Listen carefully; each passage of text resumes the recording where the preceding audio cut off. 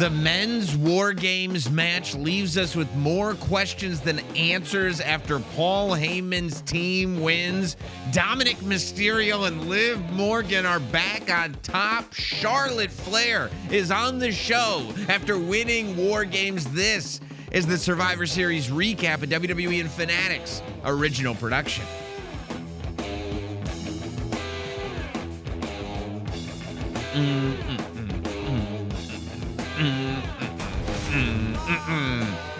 Well, Meg, we are so back. We are so back.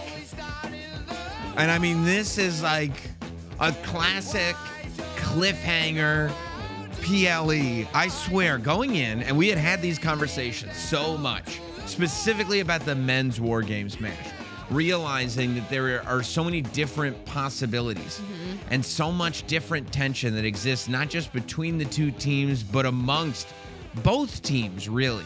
A lot of tension within CM Punk, Cody Rhodes' team. And a lot of tension within Paul Heyman's team as well. Who knows where Drew stands? Brock Lesnar, as they said on commentary tonight, he hasn't teamed with anybody since like 2004. Nuts. I think that they said like there's infinite possibilities here. And instead of leaving tonight going, well, we know what happened there is far more discussion to be had.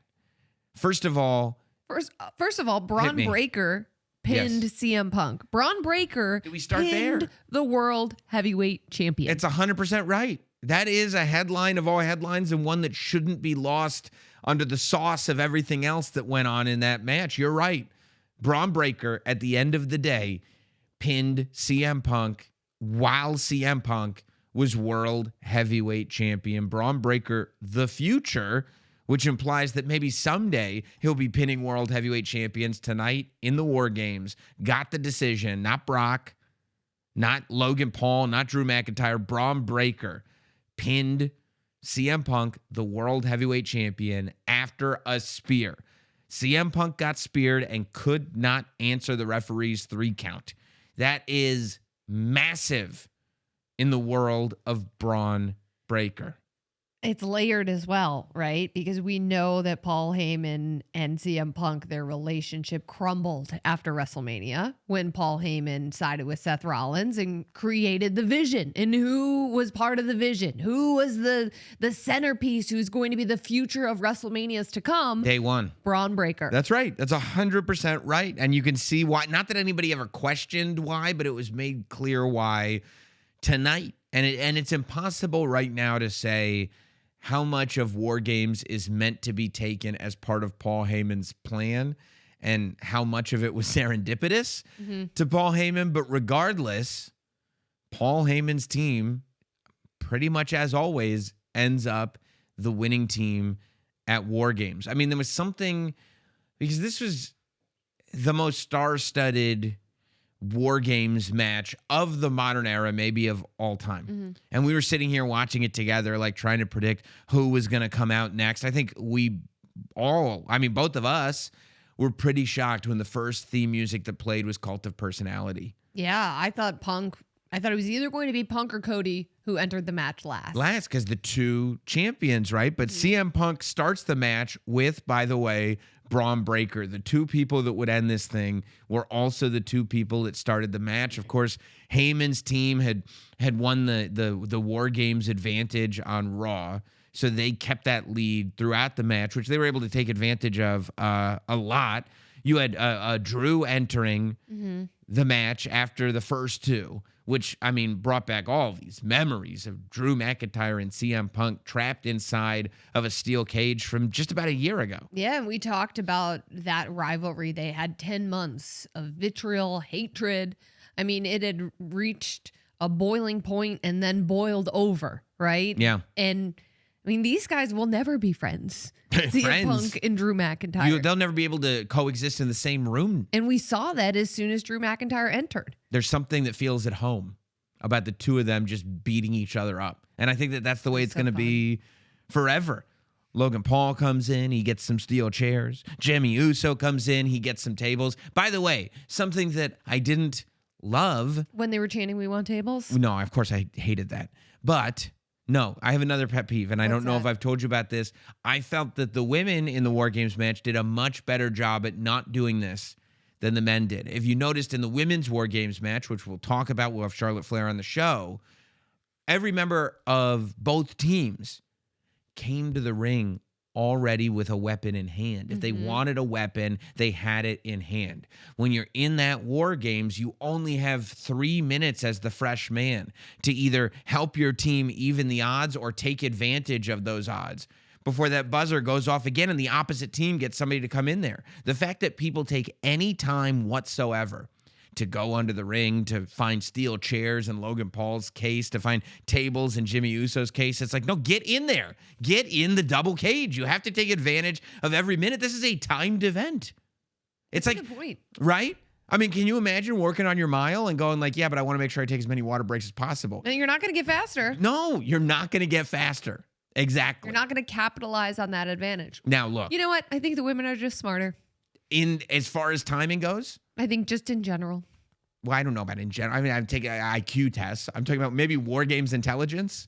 You might be onto something. Women smarter than men. Proven by War Games tonight. Yeah, if there was And ever that's a show. if there was ever an intelligence test, War Games would be it. It's like chess surrounded by steel.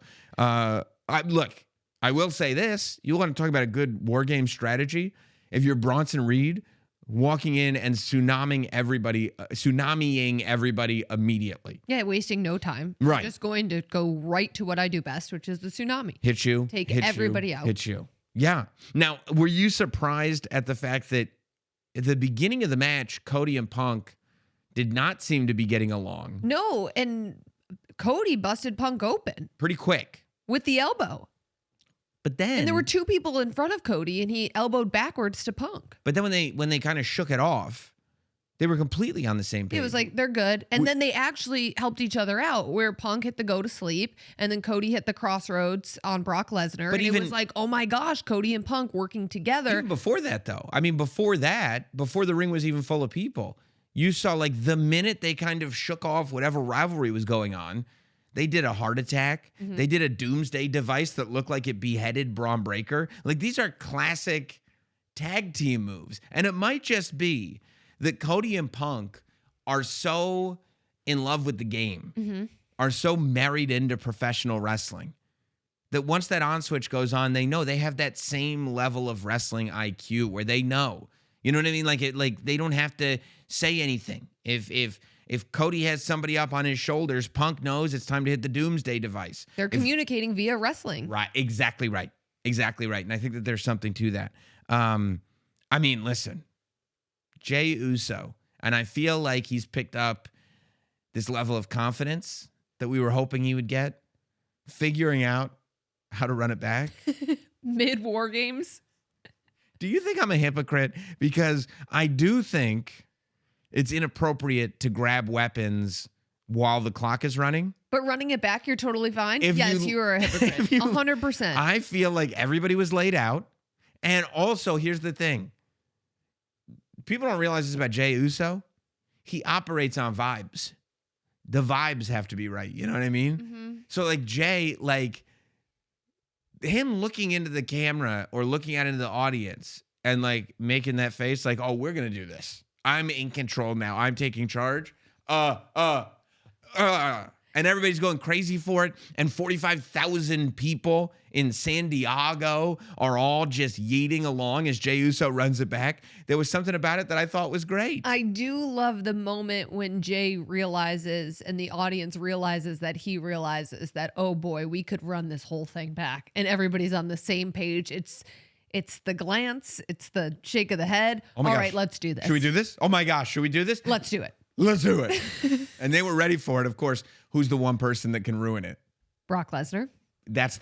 It's so, and music is such a funny thing. When Jey Uso runs it back, we all hear it. We all know exactly what to do. When Brock's music comes on, boom, boom, boom, boom. You just know, it's just dread. It's just all hope is lost. You realize it's bad news. Yeah, I don't know why I was I was curious the entire time. Oh, how is Brock going to enter? You know, it was different this time with War Games because there were no cages. No shark cages. No shark cages. And that's typically what we see in these War Games I matches. miss the shark cages. So I didn't think, when I was thinking about War Games all weekend, I didn't envision Brock entering with Paul Heyman because I didn't envision Paul Heyman being in the shark cage. Yeah, although, okay, if there had been shark cages, I do have a vision of Paul Heyman standing right next to the shark cage. Oh, you do? That's my vision of it. Isn't that interesting? It is. Well, I hadn't pictured it yet, but yeah, I would picture Paul Heyman standing next to the shark cage, and maybe if Brock comes out last, then he does walk with. Because I figured Brock was going to come out last for his team. I mean, he's Brock. And then I thought, oh, they're going to be in the shark cage. There's going to be no Heyman. How is Heyman going to get involved in this match? And then when there was no shark cage, it's like, oh, Heyman's just going to enter with Brock. And they're going to put the end to all of the fun. And I've got to tell you, Heyman walking out with Brock Lesnar after everything that we've seen with Paul Heyman, right? After everything that we saw years and years ago with CM Punk, after everything that we saw with the Bloodline, Heyman not walking out with the Vision, but just walking out with Brock Lesnar and kind of resetting priorities. As much as I lived for the Bloodline. Mm-hmm. I know. That's how your family ate. That's how my family ate. That's how they still eat. Well, because of the tribal chief. Well, because of the tribal chief, and also, the royalties of the Bloodline. The Bloodline still is making money. So that's how they all eat. But there is something about Paul Heyman and Brock Lesnar coming out together where you go, this was inevitable. This was always meant to be. The idea of Paul Heyman being with anybody else, the idea of Brock Lesnar not being with Paul Heyman, it was like this strange era that we convinced ourselves was real. Mm-hmm. But this was always what it was meant to be. It's like, if your ex like breaks up with you and like is with the new person that you knew they should always be with anyway, and as much as you don't like it, you're like, I hate how much it just makes sense. Mm-hmm. Like, that's the way it was always supposed to be. And that's a bummer. And I'm sure that's Roman is sitting there going like, well, it was 4 years of my life. And I was just in the way. And it was always just supposed to be this. But didn't it feel that way when Heyman walked out with Lesnar? It did. It felt right. It looked right. And then Brock did what Brock does. I mean, Brock was amazing. Brock was amazing, going in and killing everybody. I mean, there was a minute when I think Michael Cole said on commentary, this could be the shortest War Games we've ever seen. And I said, oh, yeah. Did you think for a second it might be? Yes. That's the power of Brock Lesnar. Nobody else has that ability to make you believe. I said, would it end right now? With no one else, I wouldn't believe it. But with Brock, we would have all just left Survivor Series with our jaws on the floor, which we did anyway. Right. But our jaws would have been on the floor in a different way and earlier. And a hole in our bellies. Yeah. Just unfulfilled. Being like, he did it to us again. I didn't like that. Brock did it to us again. And he wouldn't have cared. But so Brock comes in after the Jey Uso run it back party and just kills everyone. Which is, what do you expect? Just everybody eating suplexes. And then Roman's music hits. And I mean, it's one of my, I don't even know what to compare it to. I just love the visual of this aisleway that runs through the baseball stadium there in San Diego. So there's a corner on it, like we sometimes see in Royal Rumbles and stuff like that.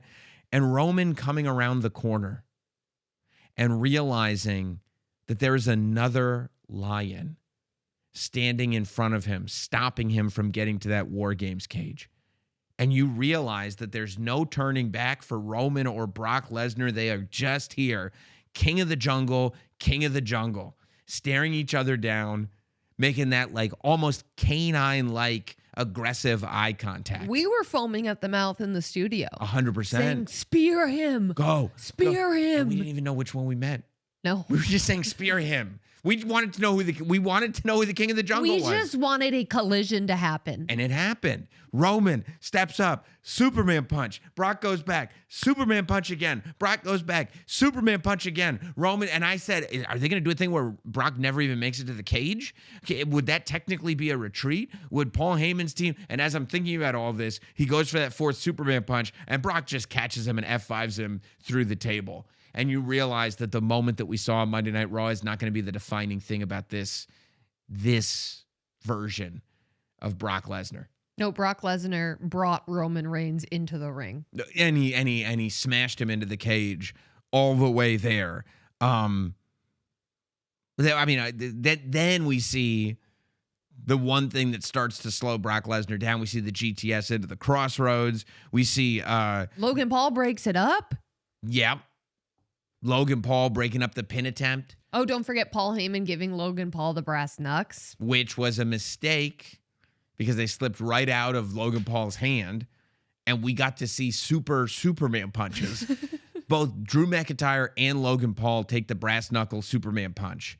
And then just as you think Braun Breaker's going to hit Roman with a spear, Roman, boom, levels him with one of his own. And I think my favorite spear of the night might have been Brock has Jay up for an F5 and Roman spears him through a table. That was the best. The table was great. sitting there. I was like, is someone going through that? I hope so. And you don't even realize that, like, when you're up, when you got somebody up for an F5, your whole midsection, your whole core is all exposed, just ready. Mm-hmm. And Roman saw that. And Roman realized, like, there's no, like, oh, gee, I don't know. My cousin's, going to get F5'd. I better not. It's just like, look, his whole rib cage is wide open. I'm going to shatter it right now. And he spears Brock Lesnar. And so as this is all going down and people are getting laid out and it's becoming much more competitive, because you're right. When that first F5 hit Roman Reigns, when Roman Reigns was thrown in the ring, and that's what you were mentioning earlier, and Brock hits that first F5 and goes for the cover, I thought it was it. I was like, oh my God, are they just going to finish? Is it going to be one of those nights where it's like, no, Brock's here, so you're not getting what you want? And we're used to that as wrestling fans. It's Brock. You know what I mean? We're like, oh, we're not going to get what we want. We're not going to get what we want. We're going to leave upset. And instead, I would say not upset, but with many, many questions, because just as the match is getting to that heated point where you can feel something's about to happen, a masked man comes out of nowhere, scales the cage, enters the War Games cage, fully masked, not like a luchador mask, not like Grande Americano, like blacked out. No idea who this person is. Punk's looking at him. Braun Breaker's looking at him. Nobody really knows what the plan is here. And then, boom, we get a very Seth Rollins-like super kick. We get a Seth Rollins-like stomp to CM Punk. A look over at Braun Breaker, and then scales the cage again, never to be seen again. It cannot be Seth Rollins. I cannot. I can't believe it's Seth Rollins. I can't believe he would get us twice. No. I can't believe he would go on Good Morning Football with a sling just to be fibbing to us. I mean, not just that. Becky and Seth were on like 500 podcasts this week. Yes, they were. I saw him cooking with Burt Kreischer. Yes. And don't forget, it's not like Seth Rollins just got injured. Seth Rollins got jumped. He got gang attacked. By Braun Breaker and Bronson Reed. So then why would he help Braun Breaker and Bronson Reed? His wife told Paul Heyman. You know his wife, right? Becky Lynch? I'm familiar with her. Do you know her? We'll get to that. Told Paul Heyman that her husband was coming back for everything that Paul Heyman loves in this business. I can't believe that Seth would come back, mask, do his moves, but not unmask and just leave. There's no way it's Seth Rollins. I don't think it's Seth Rollins. It can't be. No, I don't know who it is. I'm sitting there going like, I was like, why do I feel like it might be R-Truth? And then I was like, oh no, he just borrowed R-Truth's clothes for Money in the Bank. It's probably not R-Truth. That actually, other than the fact that R-Truth wore the same thing at Money in the Bank, it makes zero sense. It was Seth Rollins, R-Truth's other childhood hero? I don't know. I didn't know R-Truth as a child, but it's very possible. Seth Rollins is great. R-Truth does steal people's finishers. Yeah, I have. That's true. I don't think it's R-Truth. Possible, but I don't think it's R-Truth. That would be such a wild twist. It'd be a really wild twist. And it's like you're looking at every top guy is in this match. Mm-hmm. So I don't know. Like this is almost one of those things where I have to go to WWE.com and start looking through the roster. I was starting to pull it up. Right. I couldn't think of who it was. And you're just sitting there. And of course, the first guess is AJ Styles. Then you realize that's the first guess because his name starts with A. Yeah. And it's alphabetical. You're like, no, that makes literally no sense whatsoever. So I don't know. I mean, I'm assuming, Paul Heyman didn't look frightened by the whole thing. Of course he didn't. I would imagine that Paul Heyman had something to do with this, unless this is just some rogue agent there to take out CM Punk specifically. Either way, they celebrated that victory. Braun Breaker follows up all that with the aforementioned spear to CM Punk, who is representing Halloween 3 Season of the Witch hard in those trunks. I have already sent messages to the Mattel design team to see if we can get an action figure of CM Punk in his Halloween 3 gear. A lot of action figures coming out of War Games. A lot of horror themed. Yeah, we'll get to that too. Hopefully. But I mean, maybe he won't want this action figure because he won't want to remember the night that he was pinned as world champion by Braun Breaker and Paul Heyman, like a proud papa, and Logan Paul and Drew McIntyre and Braun Breaker and Bronson Reed and, oh yeah, Brock Lesnar are all smiles with their arms up in the air, victoriously celebrating a War Games victory as pyro goes off on a level that would make Chelsea Green just absolutely livid. As it should. Well, that's a whole nother story to get into. So there's that, but then back in the ring. This is where things get real juicy. You know I love this stuff, and I'm so glad you do too. Yeah, because it's, it's over, but we're still wondering. Right. What about the tension between Punk, Cody, and Roman Reigns? And I'm sitting there mainly going Punk and Roman. Yeah, because we know that Roman hates Punk. Hates. Well, Roman is looking frustrated. Roman has lost a lot of matches this year compared to what he usually does. You know what I'm saying? Like, he's not used to entering. Yeah, I mean, he won SummerSlam, but Jay got the pin. And since then, Well, he beat Bronson Reed once. He did, but then he ended up hospitalized after. Yeah, that's a win with an asterisk. You would have to give it an asterisk. I won, but I ended up in the hospital. Right. That's not where you want to celebrate. No. So he goes and sits up. He's frustrated, clearly. And he walks over and he helps up CM Punk. Puts his arm down and CM Punk accepts the help. I was waiting for the other shoe to drop. Punk puts out the fist. Because I would argue that the tension between Punk and Cody, between Punk and Roman, has not really been on Punk's side. Punk has been less sort of tense about any of this War Game stuff than anybody else in the match has. He never seems like he has a real problem with anybody, which is maybe because he doesn't have those problems. Well, he's a world heavyweight champion. Right. And it's like, he returned 2 years ago, and like, there are people who are going to be in life mad at you, and you just allow that to be their problem. And I feel like that's the energy Punk has been giving off. I do too, especially at this stage in his life. He's like, I'm doing it, dog. Like, I'm back in WWE. I'm a world heavyweight champion. You guys can all have your issues, but I'm cool. They can hate us because they ain't us all they want. Yeah, it wasn't like a handshake embrace between Roman and Punk. No, it was a little fist tap. But it was first he helped him up, and then it was a fist bump and an acknowledgement of respect. And then it got really interesting because this whole time I've been sitting there going, and then we could do CM Punk and Roman Reigns at WrestleMania. I want to see CM Punk and Roman Reigns at WrestleMania. And now I want to see Cody Rhodes and Roman Reigns part 3. If you'll notice, and I was really watching this, Cody gets up, and it looked like Roman was prepared to help Cody up as well. But Cody snapped up. He didn't accept it. And he was looking right at Roman like, I don't want your help. I don't want anything to do with you. I don't want your help. I'm the captain. I'm QB1. Yeah. But I also felt tension between Cody and Punk for a moment. I believe that there probably was. Because Punk was like, why are you being like this? And Cody was like, why are you losing my matches? Cody is the top guy. And there's a lot of contention around being the top guy. And Cody is not satisfied being one of the top guys. The idea that Cody is not the top guy, with the amount of work that he has put in, with the journey that he took to get that championship twice. First from Roman Reigns. Imagine you have to tackle the obstacle that is peak bloodline Roman Reigns. And as soon as you're done with that, John Cena is the next obstacle that you have to tackle. And still, you have people around you going like, well, I'm also the top guy. And Cody's like, no, you're not. That's my interpretation of this, that Cody is not. Cody referred to the War Games as his birthright. He didn't enter this match for his team to lose. And he's not wrong. It is his birthright. Of course it's his birthright. His dad created the match.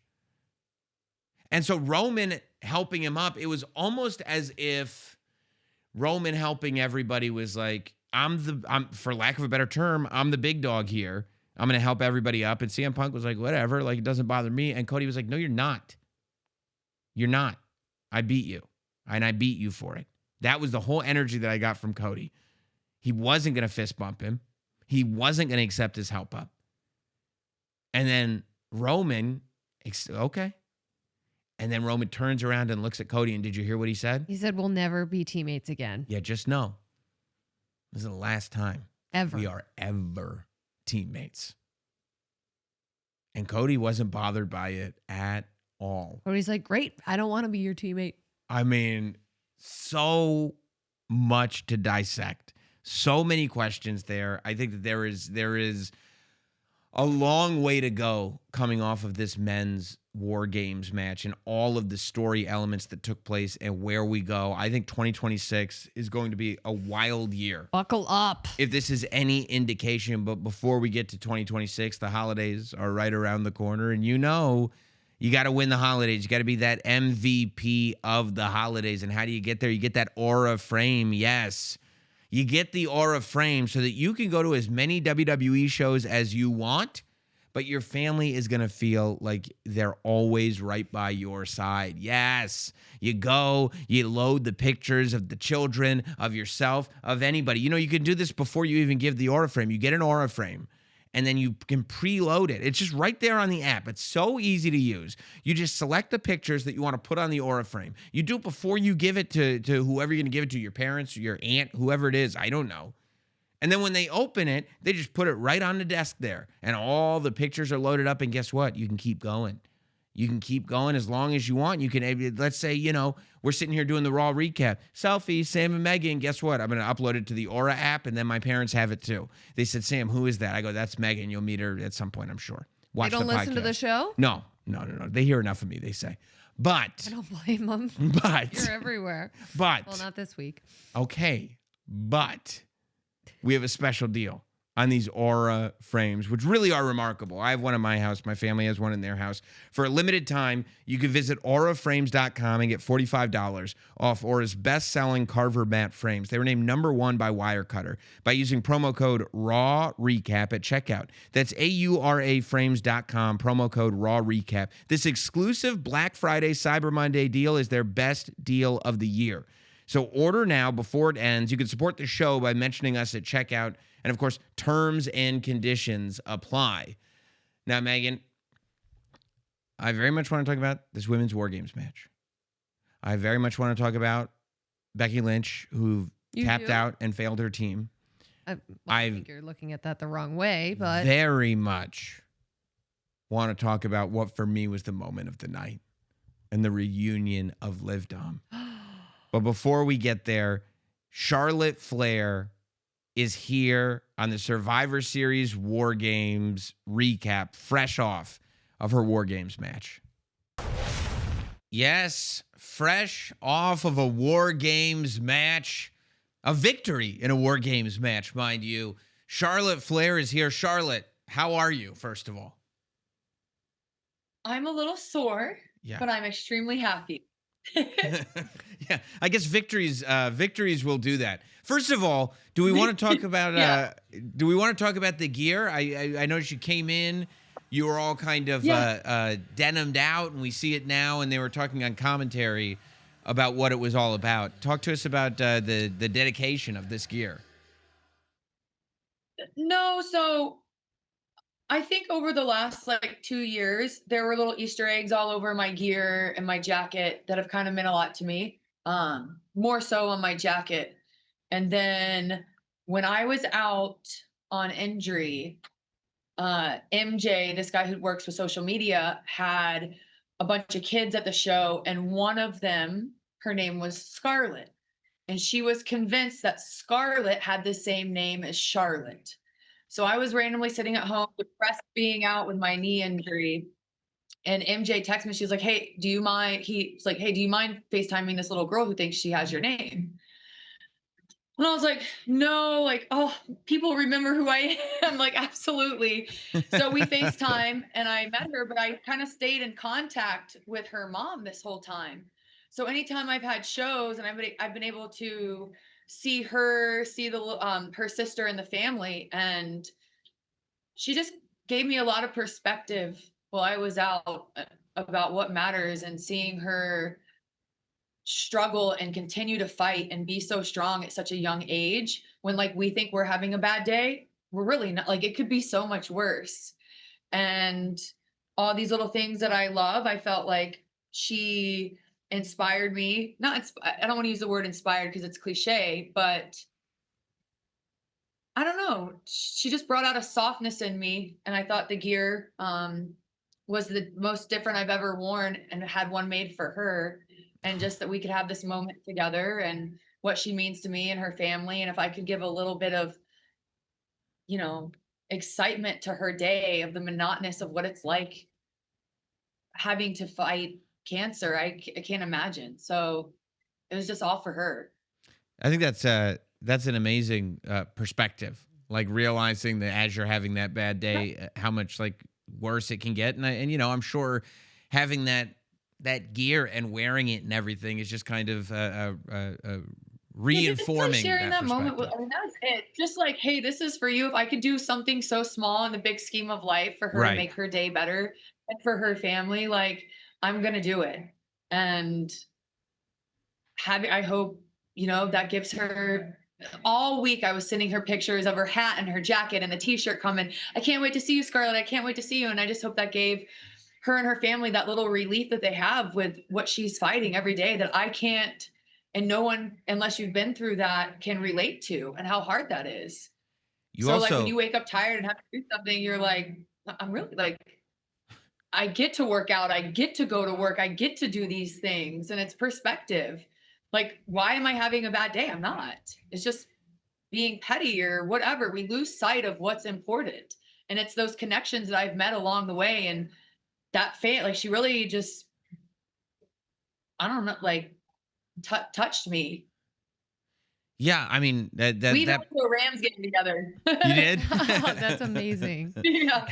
It's been I mean, it's been a really remarkable year for you in general. And I feel like kind of this being the last PLE of the year is putting that in context for a lot of people, but you included, where you started at the beginning of the year, kind of, it seemed like figuring out exactly who you were and almost trying to reconnect with the audience in terms of what they expected from you, and what you expected the reaction to be, and finding that middle ground for you to get to the end of the year here, and for you to kind of be in this spot where you are universally cheered, whatever city that you go to, where you are not only a member of the good guys war games team, but you're the one that's in the ring the entire time, and you're the one that people are cheering for at the end of the match.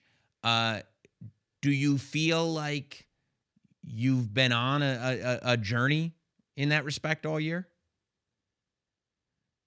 Yeah, I think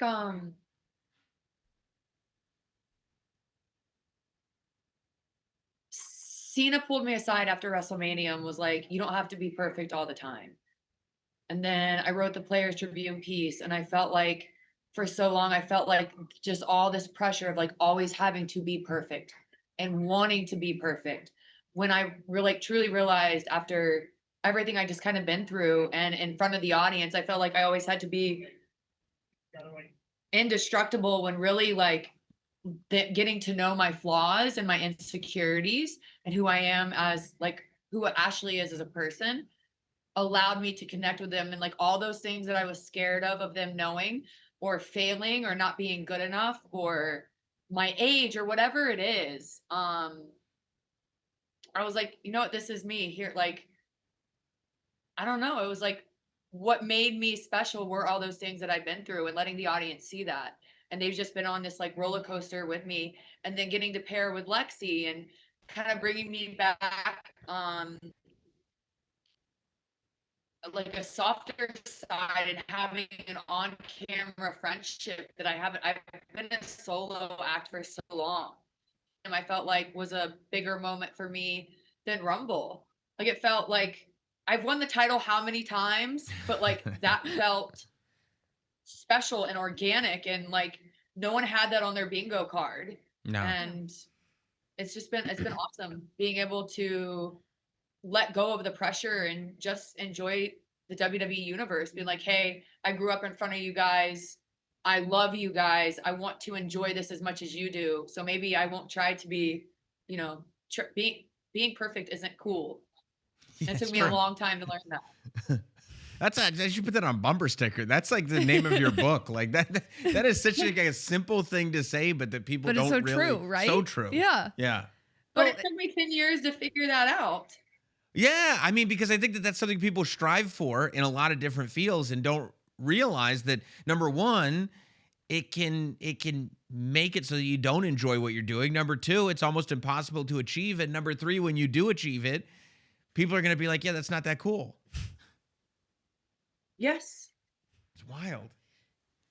you know, it's funny. Well, it's funny, you know, you talk about it's taken you 10 years to figure this out. And then you look at this women's War Games match. And I mean, there's just the biggest stars in the industry in the women's War Games match. You know, it's Charlotte Flair, it's Becky Lynch, you have Nia Jax, Alexa Bliss. I mean, Rhea Ripley. Star-studded, Yeah. doesn't even begin to describe this. And you're in the ring mixing up with people that you have a deep history with, but you are a different Charlotte Flair. So what was that like, having that all come together tonight? Starting with Asuka,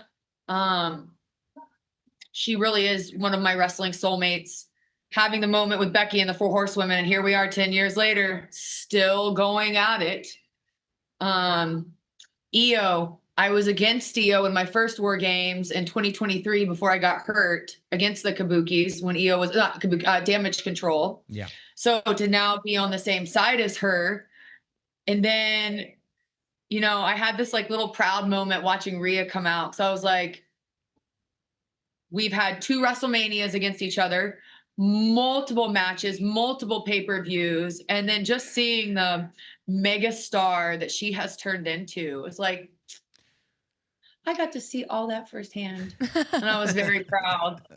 And then to be on the same side as her too, because we've been against each other for so long. But it really is like I had history with almost every single girl out there except for AJ, but I kind of feel connected to AJ because I was the last and final Divas champion.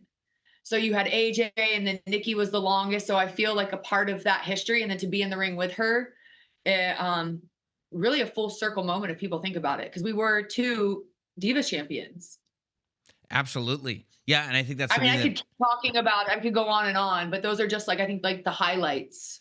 Well, yeah, and I think one of the highlights was, and this was something that Megan and I had talked about going into this match, was that we were both pretty excited about the potential of there at least being a moment between you and Becky, because, you know, regardless of you know, what's real and what's story for fans, Charlotte and Becky is one of those things that will never get old, that will last forever. And I mean, from a fan perspective, from my perspective, I think from Megan's perspective as well, we view you guys in that wrestling soulmate category, whether you're getting along or not. Was there a feeling when you guys looked face to face for the first time in a long time and actually started getting physical again? Well, yeah, I think it was, you know, the last time we saw each other in the ring, we hugged. Mm-hmm. And then here we are, it was in the last War Games. Wow. So we haven't crossed paths at all. Like even when War Games was settled and the teams were settled, Becky and I didn't have any interaction. So to kind of have that moment in there was like,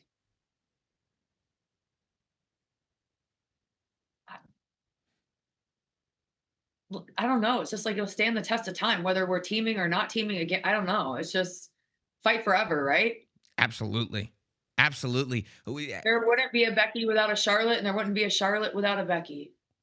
That's right. Yeah. That's 100% true. I mean, this is what everybody was talking about when the graphic just came out. It was like, is there going to be a Charlotte Becky moment? And all of us fans wanted to see it. But at the same time, I think too, the history you were talking about with Rhea Ripley, like, and that was a big story going into this match, that you two having a history played into it. You touched on it, but the reality is that, the first time you guys met at WrestleMania at 36 during the pandemic, this was Rhea Ripley fresh off of NXT, and really, I don't think had fully found herself at all when it comes to performing on the main roster. And you go, 5-6 years into the future, and here she is right up there with the Charlotte Flairs and the Becky Lynches of the biggest stars in the industry. 100%. Did you Yes, see that 100%. change happening, or is that one of those things that you observe now and go, damn, she did it? Oh no, I saw it at 39. Yeah. From there, Mhm. it was sky's the limit. After WrestleMania 39, boom, I felt like that solidified her as like the rest was history. Totally. When I when mean, the not the WrestleMania. She just kept growing and growing and Yeah, yeah, growing. yeah. It felt like it was just like, those balls that roll and keep getting bigger and bigger and bigger. That's just what she's turned into. Yeah. Yeah, with no sign of slowing down at any point. Exactly. They Yeah. put out the commercial like a day or two ago for WrestleMania with the women sitting all at the table, the top stars in the industry. You are there. You have now won this War Games match with your team. You went the distance too. You were the first one in. Went the distance again, by the way. That's kind of a Flair thing to do, I feel like. The tag team run was incredibly successful with Alexa Bliss, but you're not a tag team champion anymore. As you now start looking towards what next year is going to be, start getting into the sort of WrestleMania mind frame of what may be happening. Do you want to step back into going, okay, now that I've kind of redefined who Charlotte Flair is, I want to see what this Charlotte Flair looks like as a singles wrestler? Or do you think teaming is still more where your head's at? I think for the last couple years of my career and what I wanted, I have felt like I've been struggling to feel like I needed control. Mhm. And meaning like I thought I had a vision for myself and what I needed to do and what I needed to be and what title I needed to hold or how I needed to be in the title pick, like what character or what dominance I needed to be in the title scene. I don't know what the future holds for me, honestly. Whether that's winning again with Lexi, whether that's, winning an opportunity to face Jade or even Stephanie. I don't know. I just want to be better. I know people don't get this, but like just because you've accomplished so much, you don't lose that hunger. Like Bailey texted me tonight. We have this nickname. She said the nickname and she was like, "Good job. I'm so proud." Like I love knowing, like I can still continue. I don't know what looks like for me. I would have never pictured myself here today 8 months ago, 7 months ago. I was so lost. So I don't know if I get put back in the title scene, then I'm just gonna give it the best I got, I guess. Yeah. I don't have something that I want. I think I always wanted certain things where this is just kind of taking me on this journey.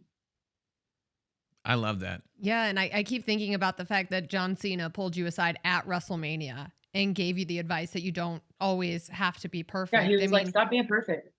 He's like, "Own who you are, own what you've been through."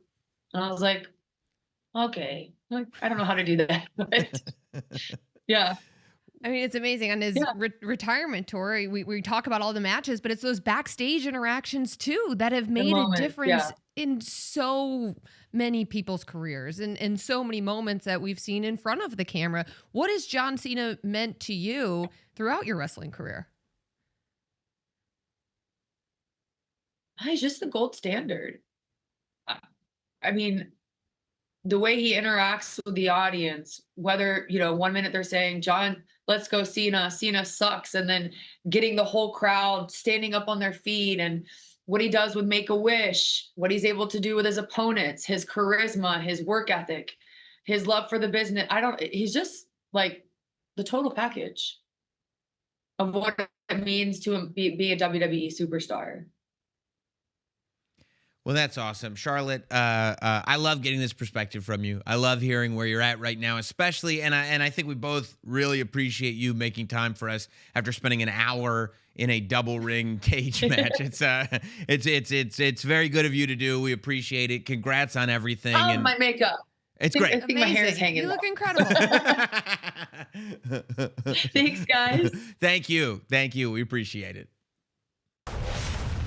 Big thanks to Charlotte Flair for joining us here on the Survivor Series War Games recap. And we're going to get to that women's War Games match in a minute and our opinions on it, what we saw. But we have to talk about the fact that Dominic Mysterio had a big night. He just dropped 2 new tees, including the King of the Luchadors design. You can grab your piece of his historic Survivor Series clash with John Cena right now at WWE Shop and Fanatics. If there was ever a time where you wanted to represent Dominic Mysterio, now would be the time. Get those shirts, WWE Shop and Fanatics. And by the way, while you're there, I don't know if you've heard the news. She is back. Our queen is back. Liv Morgan is back. You can celebrate her return with the new Liv Morgan tee that is available now at WWE Shop and Fanatics. Oh, we got to dive into this. Grab yours right now. WWE Shop, Fanatics. Are we doing that right now? Huh? You getting your shirt right now? I've already got mine. We need it. Have to have it. Have to have. I mean, you think I should roll up on Raw Recap with a Liv Morgan t-shirt? Absolutely. I think we both need to. I need a Liv Morgan shirt. Let's get the talent Liv Morgan shirts. Can we do that, please? Listen. How do you not want a Liv Morgan shirt? One of my favorite finishes of the entire year tonight. I was so excited going in. John Cena's, and look, it was masked by so much revelry. I saw the little tear coming down your eye. I'm not ready for this John Cena thing to end even a little. You know, it's Dom and John Cena are in the ring, and it's a beautiful evening in San Diego, and you can see the sun is about to set, and it's like, oh my gosh, dusk is here. Cena's last PLE, and I look over at you, and is Sam getting emotional? And you were. I have feelings. You were. Because I love. It wasn't because we have one John Cena match left. That's it. I'm not ready for that. Washington, D.C., December 13th. I am not ready for it. And this match tonight was so much fun. Yeah. So I love a dusk match, first of all. Yeah. The best part of an outdoor stadium show is the dusk match. It's the transitional match, and that's what this was. John Cena versus Dominic Mysterio as the sun was going down. And you're right. Such a fun match. Perfect for Dom Mysterio. John Cena and Dom are going back and forth. Dominic Mysterio, and he must have gotten this idea watching poor Penta in his match with Solo in the John Cena tournament, because Dom goes for a similar Hurricane Rana off the off the barricade there, and it looks like he hurts his shoulder. And John Cena gets in the ring, and you kind of see on his face, John Cena was like, I'm not trying to injure young guys in my second to last match. It almost sounded like you heard Cena say, are you okay? Yeah, because he's like, I'm trying to beat you, but I'm not trying to put you on the shelf. I mean, this is not what this retirement tour is about. While John Cena, and time goes by, and the medics are out there, and the referees are distracted by it and everything. And while the referees are distracted, and at first you go, are they just like buying time? Because out of nowhere, Raquel Rodriguez hits John Cena with a Tejana bomb, and Roxanne Perez hits John Cena with Pop Rocks. John Cena takes the finishers of both of these powerful women, and he is seeing butterflies. I mean, having Raquel and Roxanne involved in the match was not the way I predicted. Not doing finishers. Cena and Dominic Mysterio. When those two entered, I said, oh, I didn't expect that. The Judgment Day has not been on the same page, but that's okay. I mean, I wasn't shocked to see two beautiful women at the side of Dominic Mysterio. That's course. like, that's like, looking out into the water and go, I can't believe there's fish in there. You know what I'm saying? Like, that wasn't really much of a shock to me. I get it. If I was a beautiful woman, that's where I would be too. But the fact that both of them hit their finishers on John Unbelievable. Cena in his last Premium Live event was Unbelievable. nuts. Unbelievable. And they'll get to tell that forever. Then Dom, and by the way, this goes back to WWE's officiating problem, which you have been at the forefront of. Thank you. Fighting this fight. Thank you. Different referee. You have a very big problem with another one. I But think all of the referees and the code of honor and the oath. there's a code of honor and oath for referees? Both. Does the oath apply to the code of honor? Is it an oath to uphold the code of honor? That's correct. Gotcha. Okay. Yes. Okay. I just didn't, because I didn't go to Northwestern. No, you didn't. So I don't Actually, know. they teach us refereeing That's- school at Northwestern, Wow, you guys are- specifically for WWE. They teach you everything. Well, you're very, really, It's a very good school. everything. Very smart. But, and I'm glad you're here to talk to me about that stuff. But this infuriated me. Dom hits the 619. Dom hits the frog splash. And this referee, who was it? Chad Patton? Yep, it's This Chad Patton is like, I'm not counting. Why? He's like, well, I'm mad because you said you were injured. I don't care if you're mad. he was playing possum. You can play possum. That's part of there's no rule that says you can't play possum. Of course you can play possum. And then Chad Patton is kind of like going, well, obviously these two women hit their finishers on John Cena. And Dominic's like, I don't know what you're talking about. That sounds crazy to me. That's not something that happened. But then he just has to deal with the fact that this crooked official will not count the fall for Dominic Mysterio.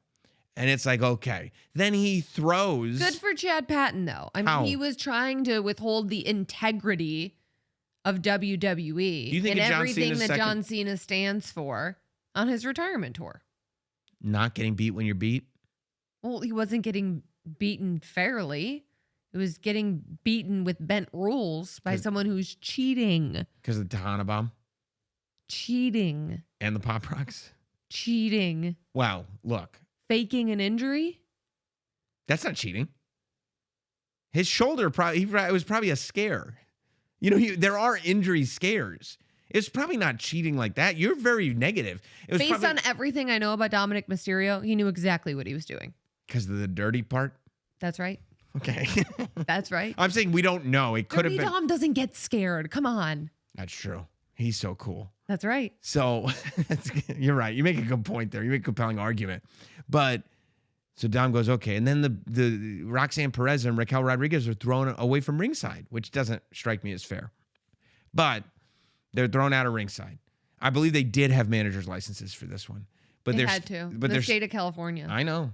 But they're still thrown out. And they've really been cracking down on that in Wow. WWE. A lot of noise has been made recently. But so they get thrown out, right? And then Dom goes for the old boot trick. You know? hmm Unfortunately, it's ineffective. John Cena hits the AA. Dom kicks out of the AA. Can you give him that? He kicked out of an AA. That's massive. I give him it. Okay. Referee goes down. You know, actually, John Cena is the one that took down the referee, to be fair. Is that was the person who made contact with the official. Now here come the Judgment Day. Finn Balor and JD McDonough come in.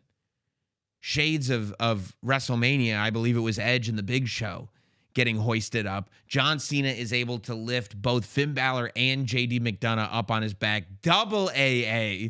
Talking about playing the hits. Boom, they both go down. Now they're cleared out. And before the referee can come to, watch me.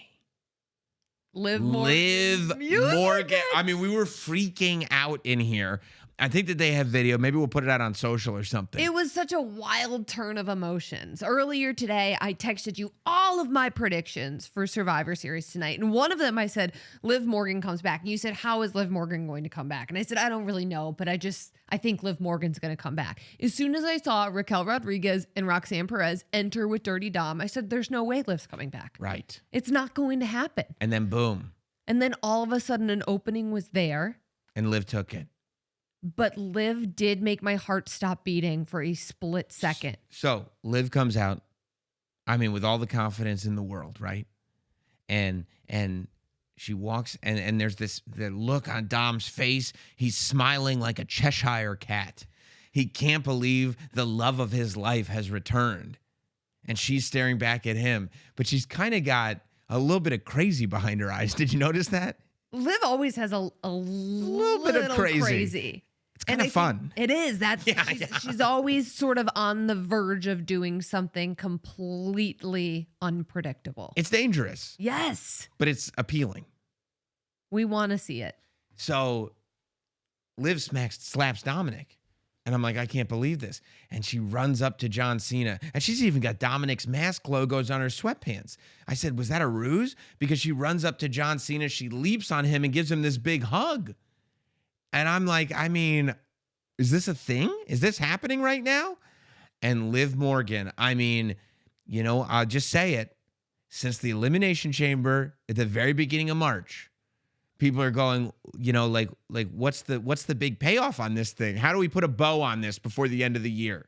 How do we put a bow on what happened at Elimination Chamber? And we see beautifully shot camera right on Liv's face as she does the full-on John Cena face, except with much more loco in the eyes. She looks nuts.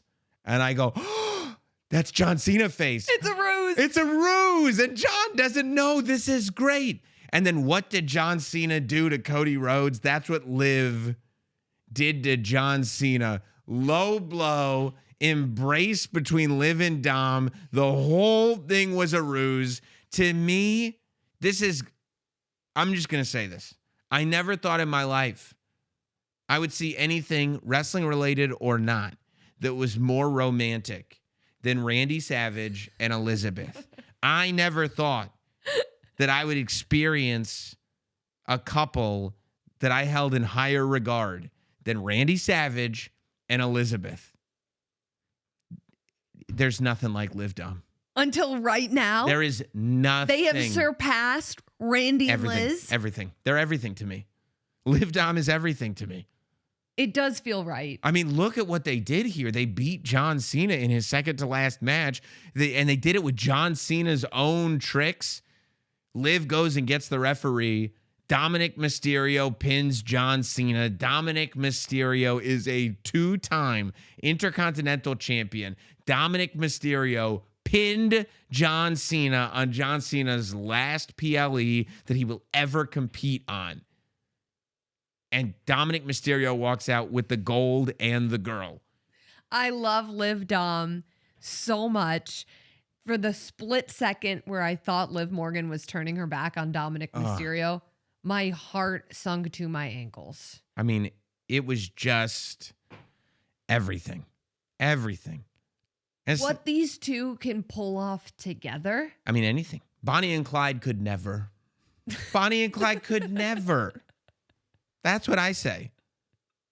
As far as Dominic Mysterio and Liv Morgan go, Bonnie and Clyde could never. It's crazy because when Dom and Rhea were together, I said, how could it possibly get better than Dom and Rhea? And they were outstanding. Outstanding. Liv Dom, best wrestling couple.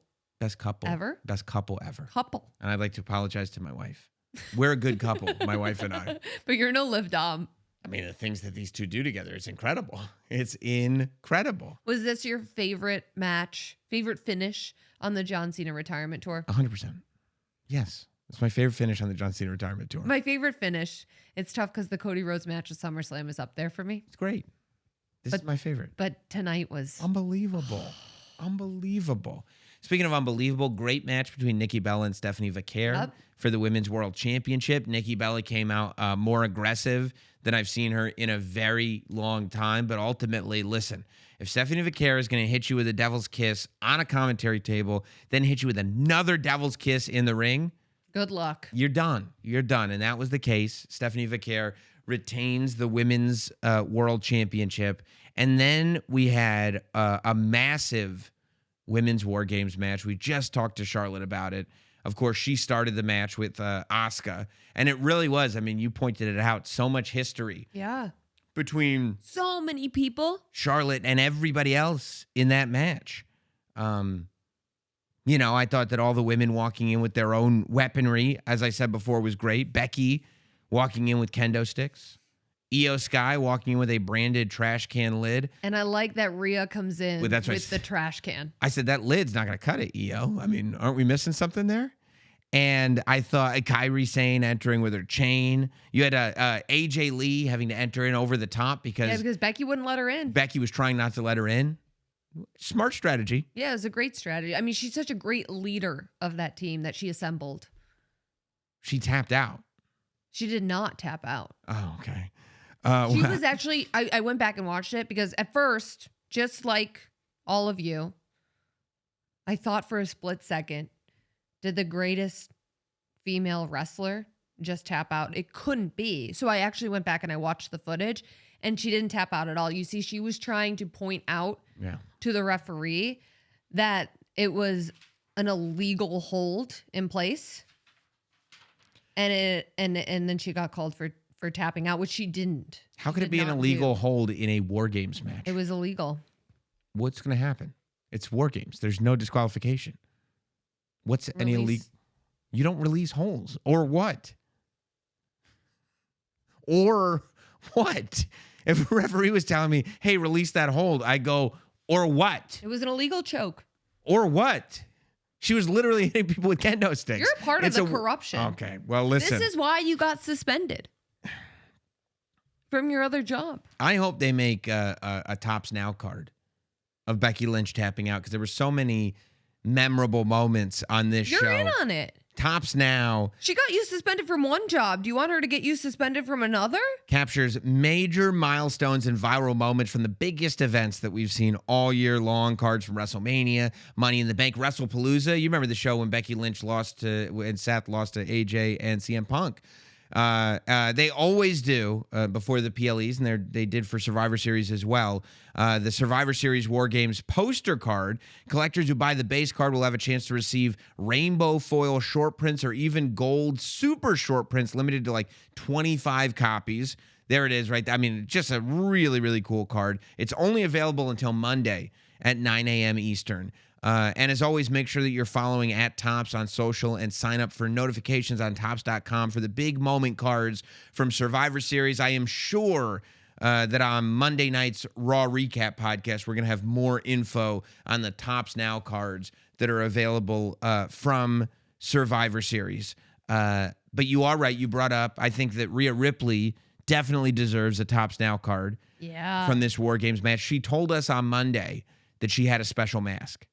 And special under-delivered the fact that she had a Terrifier mask. Showed up full-on Art the Clown. You want me to name drop? Go ahead. Had to text Damian Leone, writer, director, creator of Terrifier, who was like, I know, I'm watching.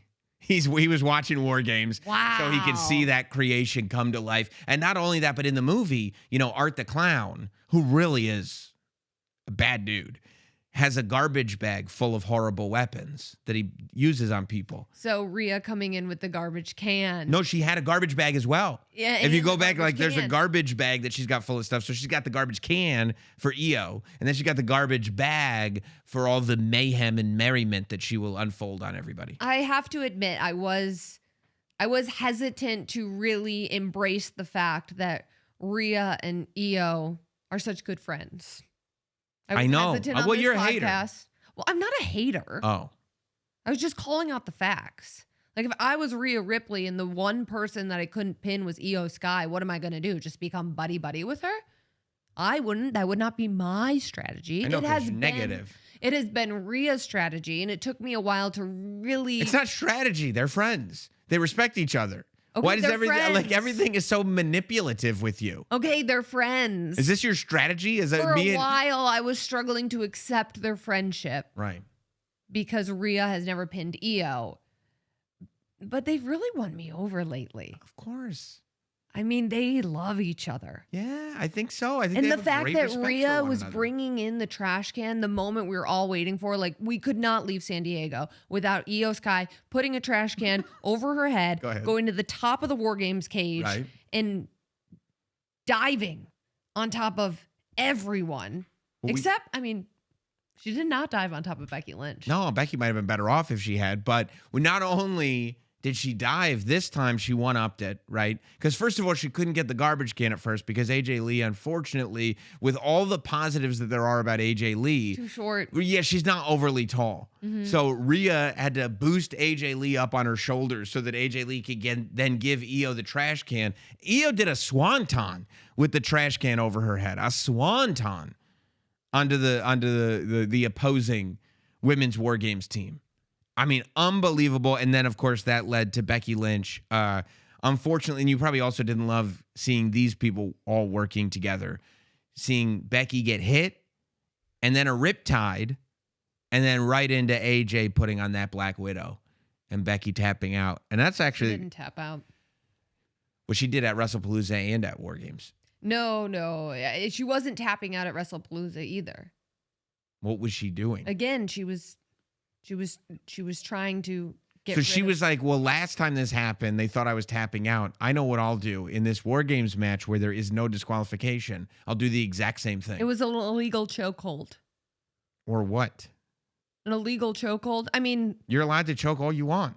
AJ Lee, I mean, she's been violating so many different rules. How is that a chokehold? Her hands are on the. many different laws. What chokehold is that? It's not even around her neck. Listen, Becky does have the best lawyers. All of them wanted the case about how AJ Lee did not have a manager's license. You and Becky Lynch are like, if I just keep saying words, I will exhaust the person I'm talking to and then win. Everyone is saying Ooh. that everyone is saying that Uh-huh. Becky Lynch did not tap out and she did not lose. She has won 100% of the matches where there's been no corruption in. I didn't say that. 100% of the matches. There's no corruption. 100% of the matches. There's War where Games there are corruption. no It's War corruptions. Games. It's literally War Games. She didn't lose. And the lawyers are going to get to the bottom of this. What lawyers? Clarence Mason? Becky has all of the lawyers in New York. I saw her taking meetings left and right. Dress for success, by the way. Yeah, I know you did. I'll probably sue her for defamation. They're You're right going to sue her? Yeah. Because she got you suspended? No, because that's because not. she actually got you suspended. No. Huh? Just because you You read that. weren't on the radio all week. You first of all, and now she got the sheets reporting it.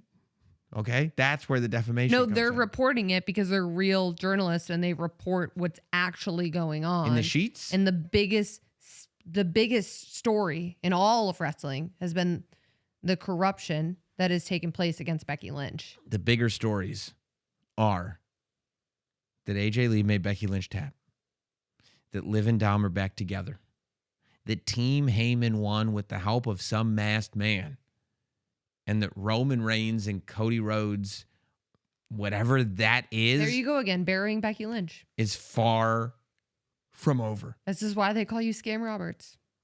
You made that up and Becky ran with it, and I know that that's what happened, and That's not what I happened. resent you for Everybody's it. been calling you that. Well. Everybody has been calling you Scam Roberts. Once again, scamming us with your headlines of what you deem is important instead of the injustice Cool. Yeah. that is going on. I'm crazy. It's also wild that earlier in the show you pointed out Chad Patton and how you were displeased with his officiating. It's unbelievable to me that of all of the corruption that Becky Lynch has faced with referees, Jessica Carr is still in the ring for all of Becky Lynch's matches. And then I see Jessica Carr tweeting out that, you know, she loves karma. Well, wrestlers shouldn't have Twitter accounts, but there's big news for WWE and sports fans. The world's #1 sports fan festival, Fanatics Fest, is making its return to New York City. Fanatics is bringing you closer to the league's teams, superstars, and athletes you love across 4 action-packed days. Although 4 days. it'll be this July, 4 action-packed days, and they've said you won't be able to get near Becky Lynch because she's filing a restraining order because you're weird. You can meet your favorite. Another lie by Scam Roberts. You can meet Another lie. your favorite that you are weird.